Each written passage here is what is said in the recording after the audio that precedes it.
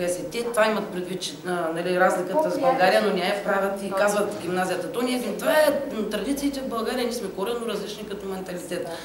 Аз затворих скобата сега и оттам тази дама Керолайн с госпожа Танева, това беше на един от поредните мониторинги, на които нали, трябваше да осъществим. Дамата каза, понеже аз съм го превеждала, дамата каза, това са едни страхотни деца, достойни посланици на търговска на България, на вашето училище и на вашия град. И сега мога да се прекръстят, това съм го чула с ушите си и го преведах на госпожа Танева. Това са думи на Керолайн. Това са достойни посланици на България, на града ви и на вашата гимназия.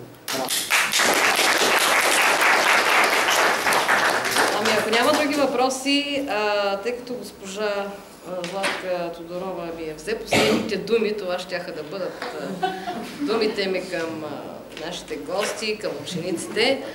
Ами нищо, нека пък да ги повторя. Бъдете достойни посланици на Търговска гимназия на България в целия свет.